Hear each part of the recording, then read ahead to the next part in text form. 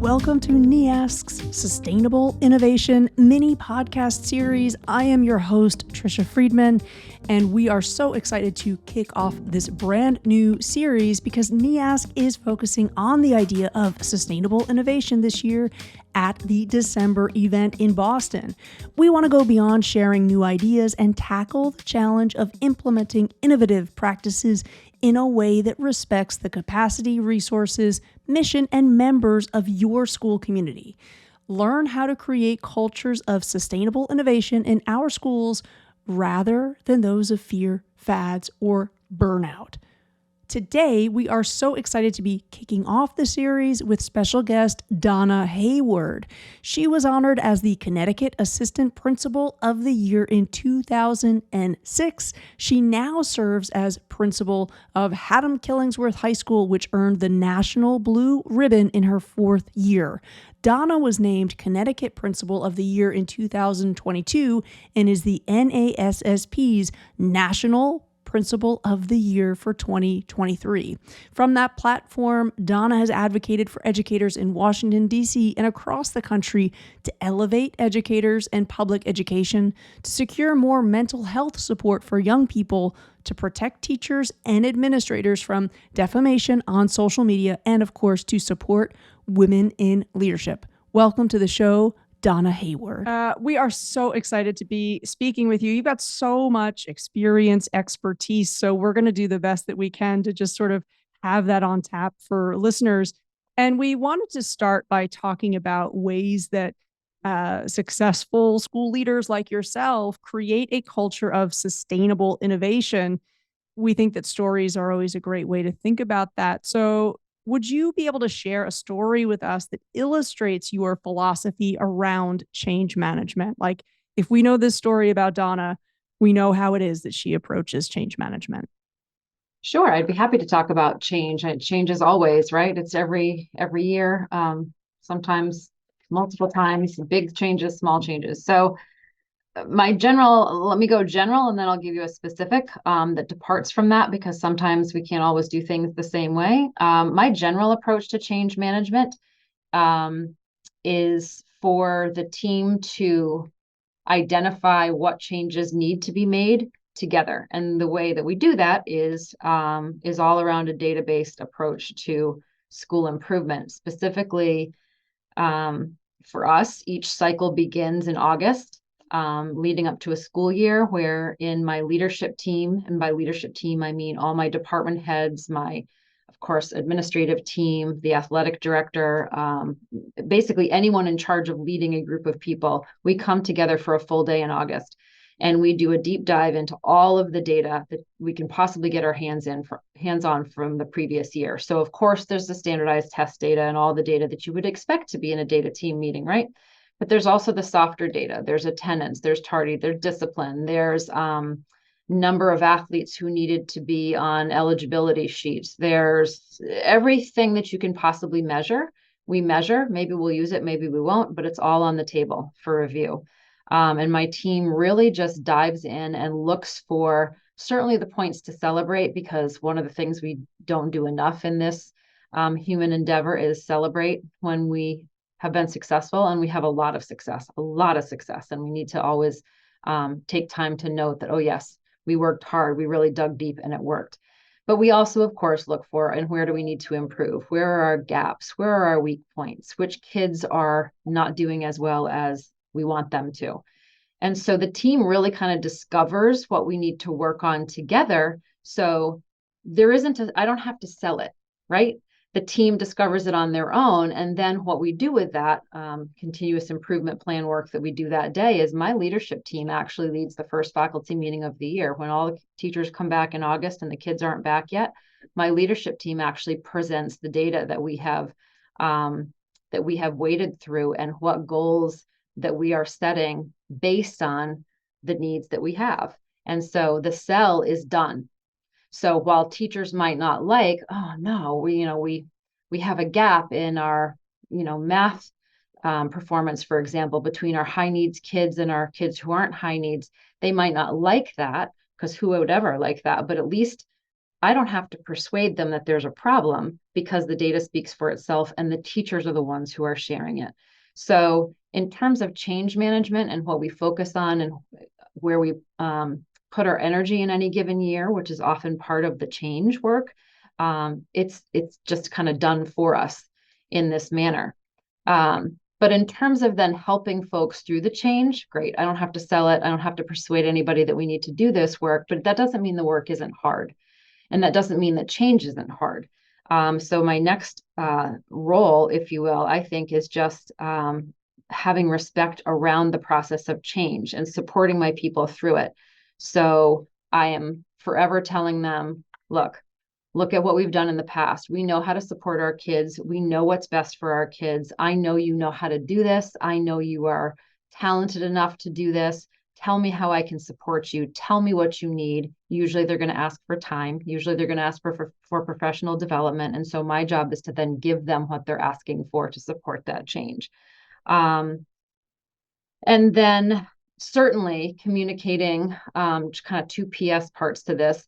I do not believe in change for change's sake. Like, if it's not broken, you don't have to go out and roll out some innovative new program just so you can say you did some shiny new thing.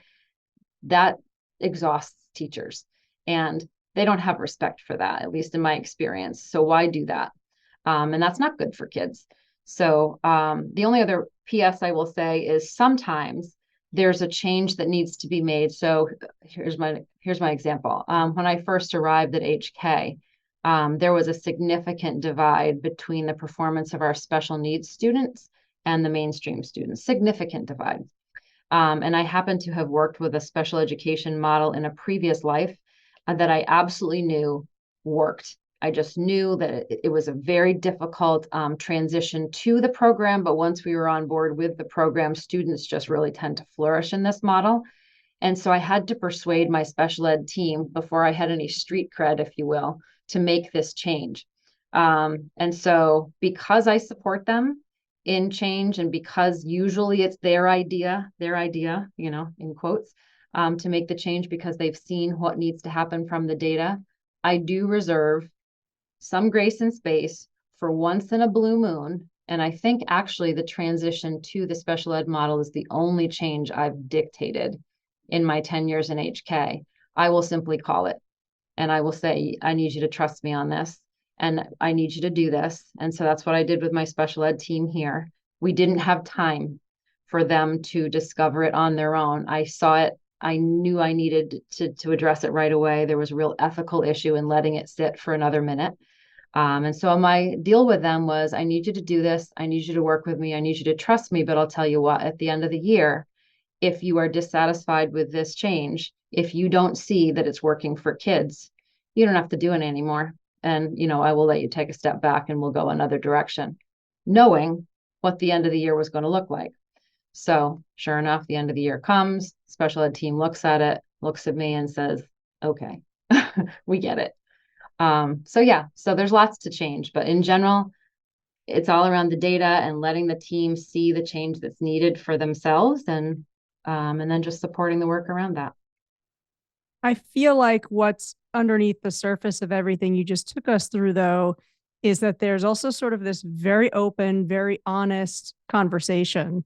You even mentioning in that instance of you having to kind of dictate a choice, the self-awareness of, I know that, other educators are not going to like me making the call. However, you're also in that position where, to a certain extent, it is your job to make those tough calls.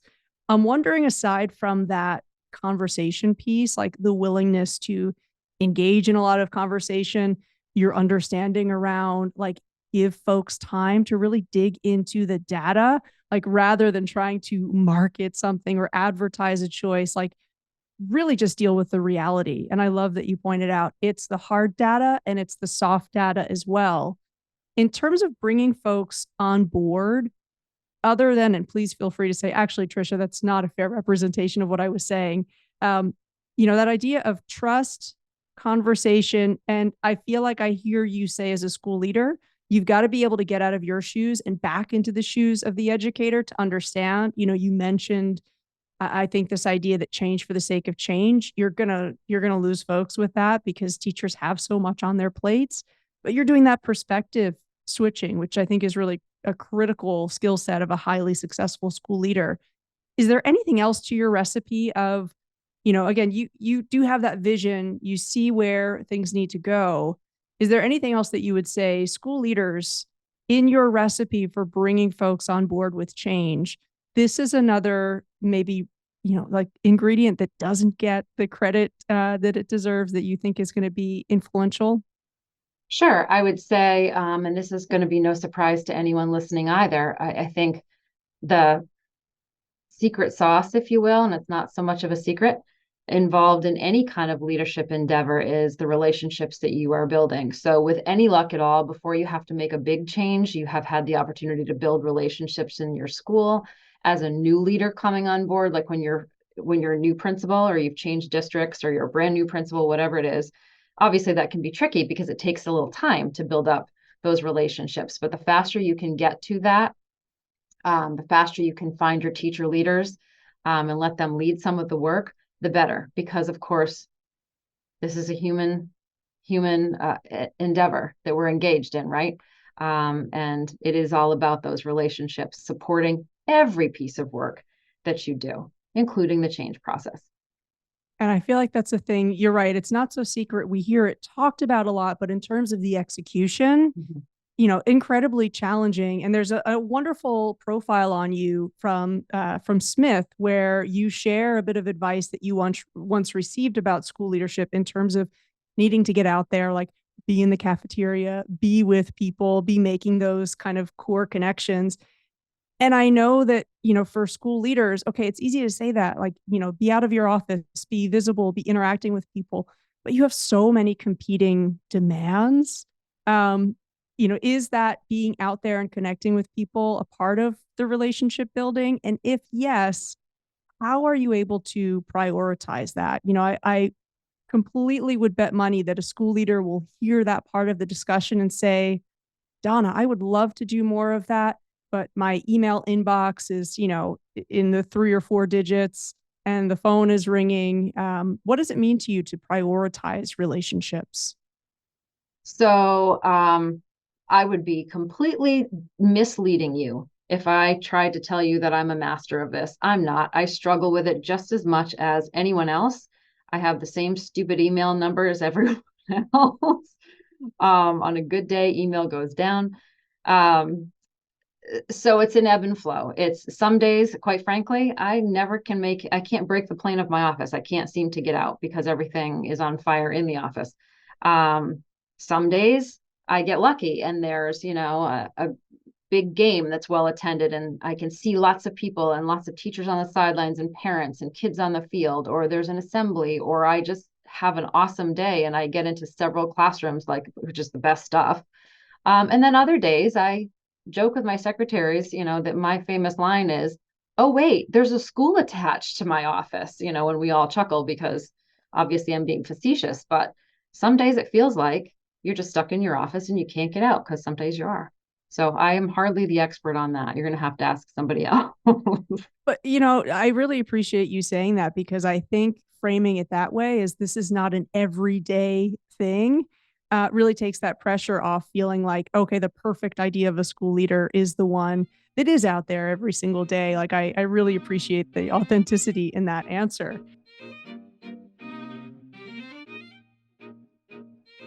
Now that our guest has celebrated a small win, it's a perfect segue to tell you more about the special sponsor who's made this mini-series possible, Small Wins Dashboard. We know how challenging it can be to maintain momentum towards big goals. Small Wins Dashboard, created by educators with educators in mind, understands these challenges deeply. It's more than a goal tracking tool. It's a catalyst for sustaining innovation and growth. The Small Wins Dashboard easily captures the full story of progress while school teams journey toward their strategic goals. Small Wins evidence helps teams clearly see what's working in real time so they can immediately use those insights to move closer to their goals. By turning the team's small wins into shared knowledge, the platform fuels professional growth, shared vision, and team success.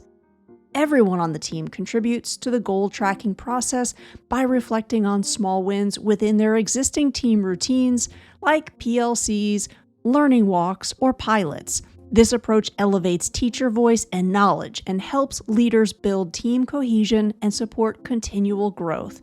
It illustrates not just the successes, but also the lessons learned from what didn't go as planned, fostering a culture of risk-taking and continuous learning. That's why the Small Wins Dashboard exists, to help school teams reach big goals together by tracking small wins together. Want to learn more? Small Wins Dashboard is offering a low-cost trial with no long-term commitment. You can visit smallwinsdashboard.com to book your free 30-minute demo today. You'll learn more about Small Wins Dashboard in the show notes. Now, back to our show. Remember, every small win counts. Something else that you've been really authentic about, you have won this incredible award. Folks will be looking to you to speak to the biggest issues in education. I'm glad that you are kind of a voice that's going to be at the center of that narrative, because something that you are saying we need to address is the reality that expectations on school leaders or educators more broadly have changed so significantly. And I think for anybody outside of education, maybe it's not been so obvious. And here we are in yet another year where things are incredibly turbulent. There's a lot of change, a lot of shift, and change management. I think, if you've got that philosophy, these are the times when it's truly being tested, right? Not when it's easy, but when it's incredibly complicated and complex. Advice for fellow school leaders who are, again, navigating change, and it's not easy times. It's going to be, I think, a very turbulent, rocky flight ahead. What are your thoughts on kind of flying the plane when, oh no, this is a big, big pocket of turbulence? So, wow. So we don't have enough time for that answer, but let me try to give you the short version. So actually next week I will be delivering the keynote at the National Blue Ribbon School Conference. And the title of my presentation is actually, where do we go from here? And it's essentially, okay, given the statistics around everything you just said, right? Half to 3/4 of all educators and specifically school leaders are looking to leave the profession in the next 1 to 2 years. We have the highest burnout rate of any profession in the United States, according to the latest Gallup poll. I can cite these statistics for the next 5 minutes, but it would just depress all of us. We're in a tough time right now. And we're also caught in the crosshairs of, partisan rhetoric, if you will. We're one of the favorite targets of several media and social media channels. We're doing everything wrong. What's wrong with schools? It's just, too popular of a headline. So I do think, and I will speak on what I think needs to change about that and how we sustain. I think a lot of us need to reground ourselves in why we are in this to begin with, like what brought us to education, what keeps us here, like what are my deep truths about why I'm in this business. It's not a business, but for lack of a better word, why am I doing this? Like, what's the greater outcome here? And I think we need to change some of the things that we've been doing as educators. Two things specifically. I think we need to get a lot more out there in terms of advocating for our schools and our teachers and ourselves. I think we need to be much more vocal at the table. So traditional training, right, is that we smile and we're polite, but we pretty much keep our mouths shut and let the voting stakeholders do all of the talking. Well, that's not appropriate. Our voices are important. We are the experts on child development and how to teach kids, how to engage them, No, we don't know everything. Nobody knows everything, but we are experts in our field. And so our voice has to be more represented at the table than it ever has been before. And we need to get real serious about how we advocate for kids and teachers and public education specifically as one of my deep-seated commitments. That's one change I think we need to make. And I don't even have enough time to go on and on about that, but I could for about an hour. And the other thing we need to do is find our collective voice. So if you think about how many teachers there are, how many administrators are across this country, I can tell you there's about 100,000 public school principals. And if you think rough numbers that each of us has maybe 100 teachers on average working for us, that's a complete rough guess. That's about 10 million voices. And so if you think about 10 million voices and how, if we can get our collective message together, how powerfully we could swing our community and public opinion back towards the positive around public education and what we're doing every day with our kids in schools, wow, we could change the world.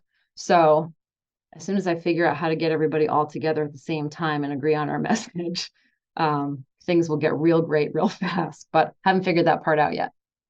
Well, I'm glad your mind is working on that. And again, I feel like I've read in a few different profiles on you that you are a big believer in networking, that we have so much to offer one another when we do get connected. Is there kind of an anecdote that you have around that, like a connection that you have fostered that's really benefited you in the role and the work that you do? Yes. So I've been very lucky this last year. I would say one of the greatest gifts of this last year, there have been many positives, as you can imagine. It's also been a very demanding year, is I have gotten to know and work alongside 50 principals of the year, right? 50 state principals of the year. And I get to talk to the, John Bricollet in California and David Arancibia in Texas and Beth Huff from Missouri and all of these fantastic leaders from across the country. And we talk about the work that we're doing and we talk about the challenges we're facing, and they're all the same. Like we have a common experience and we have a common struggle often. And so that does two things for any educator. It's certainly done two things for me, at least. One is teaching and leading education is a very isolating endeavor, right? It's a very, teachers are very isolated in what they do, and school administrators are especially so. But when you connect with other people who are phenomenal at their job, they're doing good things and they're very skilled at what they do, and you hear that they're having the same challenges that you are, there's solace in that. Okay, it's not just me. This is a common problem. It's not just me that can't figure this out. It's we that need to work on it. It's all of us that need to work on it. And then the second thing it does, so there's sustainability there. The second thing it does is then you have a bunch of, frankly, people who are pretty darn good at their job all working together to figure out some of the answers. And you do get an opportunity to connect with a colleague in Nebraska who has really stuck the landing on cell phone use in school and figuring that out and changing the culture so that kids just aren't even tempted to use them anymore. Or social media protections, which is something that I'm working hard on right now in Connecticut. You do get really good ideas from folks who have already stuck the landing on the work and can tell you pitfalls to avoid, how they went about it, what their best advice is, having gone through it. That's phenomenally powerful. That's some of the best professional development I can think of anywhere. We'll be bringing you even more from Principal of the Year Donna Hayward in a part 2 follow-up to this conversation.